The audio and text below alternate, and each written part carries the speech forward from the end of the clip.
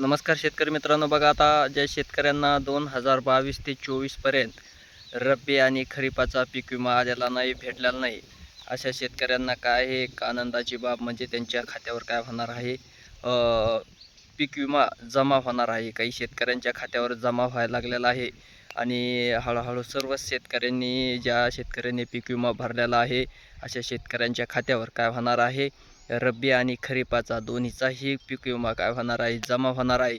मग काही ज्या शेतकऱ्यांनी ई पीक पाणी वगैरे केलेले आहे आणि त्यावेळेस तक्रार वगैरे नोंद करून पंचनामे वगैरे काय केलेले आहेत कंपनीच्या मार्फत करून घेतलेले आहेत, अशा शेतकऱ्यांना काय होणार आहे, पीक विमा खात्यावर जमा होणार आहे.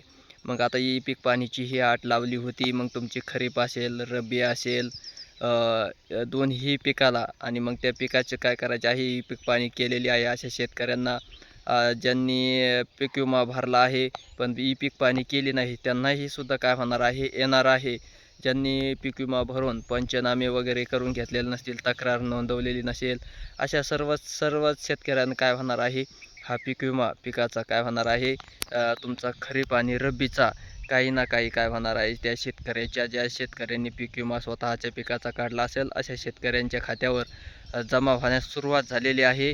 आणि लवकरच सर्व शेतकऱ्याच्या खात्यामध्ये काय होणार आहे, ही जे पीक विम्याचे पैसे आहेत ना, जमा होणार आहेत. काही शेतकऱ्यांनी काय केलेलं आहे, पीक विमा वगैरे भरलेला नाही अशा शेतकऱ्यांना काय केलं जाईल, त्यातून वगळलं जाईल.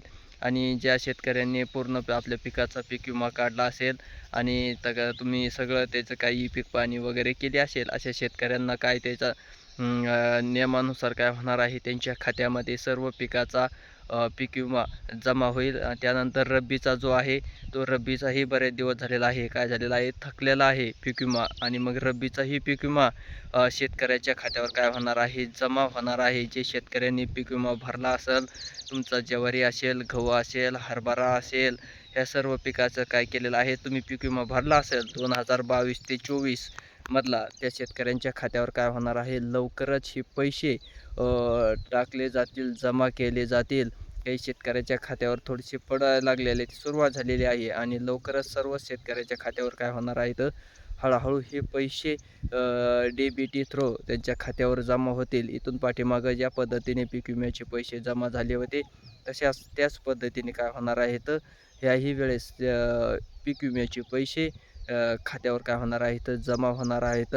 मग ज्या शेतकऱ्यांनी पीक विमा भरला असेल त्यांना ही एक आनंदाची बाब म्हणावं लागेल, कारण लवकरच हे पीक विम्याचे पैसे ज्या शेतकऱ्याच्या खात्यावर जमा अद्याप झाले नसतील त्या शेतकऱ्याच्या खात्यावर काय होणार आहे, तर जमा होणार आहेत. बऱ्याच शेतकऱ्याच्या, महाराष्ट्रातील काही शेतकऱ्याच्या खात्यावर जमाही होऊ लागलेले आहेत, मॅसेज वगैरेही पडलेले आहेत. आणि काही शेतकऱ्याचे पडले नसेल तर काय होणार आहे, येत्या 2 ते 3 दिवसामध्ये काय होतील, शेतकऱ्यांना मॅसेज पडू लागतील, दिसतील, पैसे पडायला लागलेले आहे. तुमचा खरीप असेल, रब्बी असेल, दोन्हीचेही पैसे काय होणार आहेत, शेतकऱ्याच्या खात्यावर वर्ग केले जातील. धन्यवाद.